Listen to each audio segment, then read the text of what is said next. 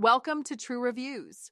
Today, we're uncovering the truth about Instaforex, a broker that has been around since 2007. They claim to offer innovative services and a high-tech trading experience, but do they live up to the hype?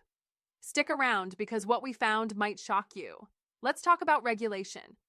Instaforex operates under the BVI FSC, British Virgin Islands, and FSC St. Vincent, which means they are offshore regulated.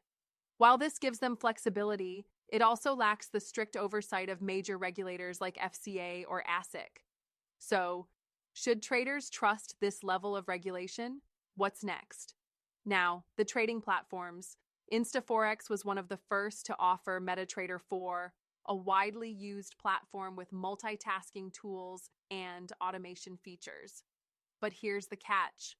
Most brokers have moved to MetaTrader 5, yet Instaforex sticks to MT4, which could mean they are behind in innovation. So, is this a reliable choice or just outdated? Moving on to reviews, and this is where things get interesting. Instaforex has a 3.2 rating on Trustpilot, which seems average. But with only a few reviews, can we really trust this rating? Some traders praise their wide currency pairs and copy trading features, while others complain about high commissions, dormancy fees, and account limitations. What's the real story? Now, customer support. Instaforex provides multi-language support via live chat, email, and phone. But traders have reported slow response times and generic replies, raising concerns about reliability. When markets move fast, can traders afford delayed support? So, what's the final verdict?